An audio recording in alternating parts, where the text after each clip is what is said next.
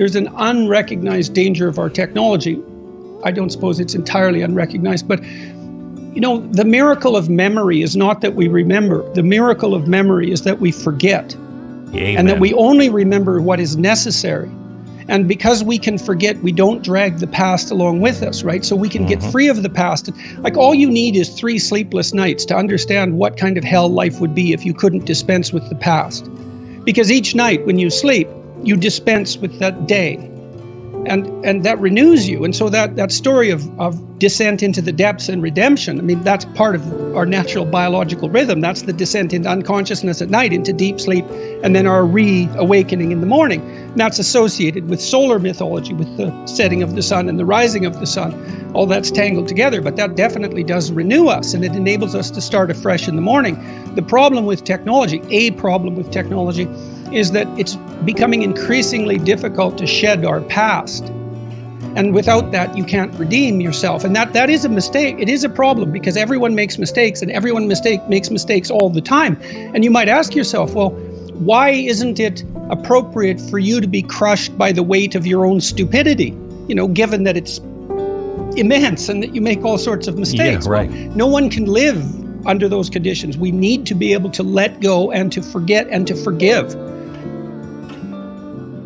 Forgetting and remembering are very, very sophisticated cognitive processes. So normally what we do with an experience is we reduce it to its significance.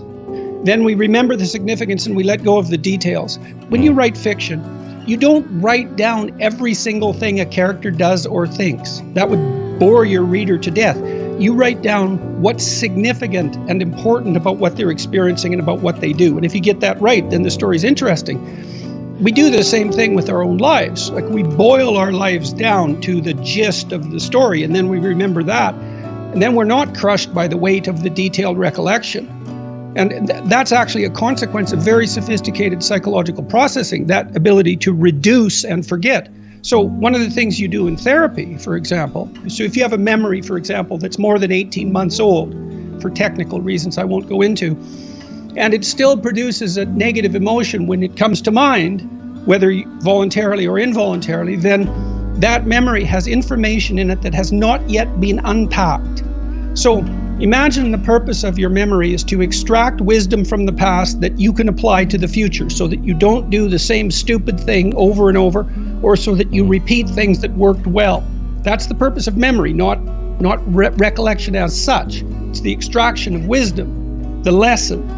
Well, if you have a memory that's more than 18 months old and it's still hurting you, making you anxious, disappointed, ashamed, guilty, any of that, it means that you have not undertaken the complex process of analyzing that memory, pulling out from it the moral, and dispensing with the details. So that's why you say in the book, you have a bad memory, it won't leave you alone. Write it out. Write it into write it out. Yep, write it out. Write it out. Everything you can remember about it. Star Wars. There is Darth Vader all dressed in black. You know he's a bad guy the minute he walks in. Then you have the reluctant hero, Skywalker. Then you kind of have everybody else, that are on the side of the Empire. Are they doing it out of fear, or do they actually believe it? You're either on this side or that side, and you can't move, and nobody moves. Nobody wants to recognize, they're on the wrong side. Nobody's making a case. They're just killing each other. There is a growth of the reluctant hero in all stories. There is this arc of that hero, and they something happens and they change and they become heroic, but they're not heroes. And so many people don't think that they have what it takes. They're not the hero. And the people who are standing around are looking and just following the crowd. How do you get, or what's happening to us, to where so many people are seeing what's going on? How do you get people to recognize and then have the courage to stand? You've taken a beating. Nobody wants to do that. Why is that worth it, and how do you get there? Well, I think it's worth it because I believe the alternative is worse. I mean, that's why I think it's worth it. It's a decision that you make. to stay silent when you have something to say. You know, you don't know what it is within you that requires your voice, right? Because you feel, I have something to say. It's like, well, where does that come from exactly, that feeling that you have something to say? You're disgruntled at work and you're choking on your own bile because the situation is not just in your estimation. You're dying to say something, but you won't. Well, you'll die if you don't say it. Maybe it's a death of 1,000 cuts. I don't like deferred punishment. I'd rather take it now and keep the future clean, which is why I encourage people to have the fights now. Not to hide things in the fog for later, because they grow and metastasize.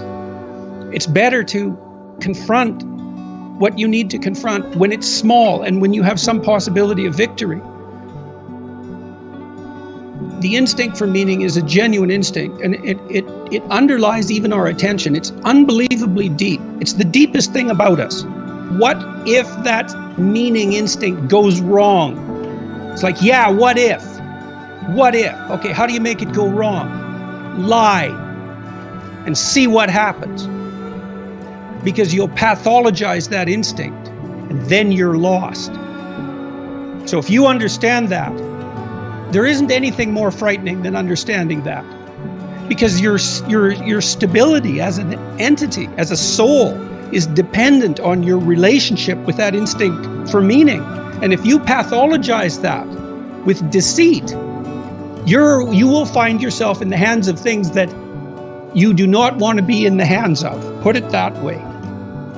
If you tell the truth to the best of your ability, then you can trust your instincts to some degree, to the greatest degree that you're capable of, and then that can help orient you in the world properly. You can rely on your instincts if you don't pathologize the information that you're feeding yourself. So, you know, if you want to live in harmony with yourself, which you would assume to be somewhat desirable rather than right. A hellish disharmony, then don't feed yourself what's indigestible, and certainly don't warp the world around you with deceit you know to be deceitful. It's extraordinarily damaging and dangerous. Where do you find the hope and the strength to continue to fight, or for those who are listening, to get the motivation to stand up and say what's on their mind? People have to have a dialogue with their own conscience. Imagine that you get upset with something when you recognize an obstacle in your path, and then imagine that you need a path and that you've chosen reasonably wisely, let's say, not perfectly, but reasonably wisely. An obstacle arises, you're frustrated, disappointed, ashamed, afraid. Well, you have something to do to clear out the obstacle. You have something to say. Well, then you don't clear out the obstacle because you're afraid to speak or you're unwilling to speak. You want to defer the conflict because you hope it will go away. All that'll happen is that the obstacles will pile up. But then your life will be nothing but obstacles. Well, you need to know that. You have to ask yourself if you believe that's true.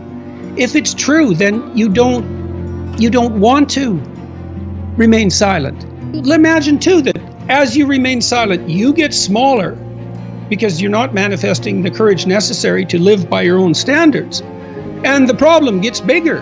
Well, if you're not going to speak now, what makes you think you're going to be more prepared in the future? Why is that going to happen? When does that ever happen? Generally what happens is people cave very rapidly and they apologize like mad, even if they haven't done anything wrong. And I think that's a mistake. I understand why people do it. I mean, I really do understand why people do it, but it isn't, I don't think it's a good idea. If you haven't done anything, so that's the thing about the presumption of innocence, and it really is a miracle, right? Because if you think that, you know, if I accuse you, my tendency is to think that you're bad, and you might think, well, my tendency is to think that I'm good, but you know, that isn't the tendency for most people. People have a pretty guilty conscience, almost everyone, and it does tie itself up with this idea of monstrosity that you just described. The only person for whom public opinion means nothing is a psychopath, right? The rest of us regulate ourselves by watching our impact on others, and we're doing that all the time. And generally, even if the fault is relatively trivial, I mean, we're capable of denial and all of that, but generally, we take our impact on other people very seriously. And so the presumption of innocence is a very difficult thing even to apply to yourself, but it's unbelievably useful. It's like, wait a sec, you're innocent unless you're proven guilty.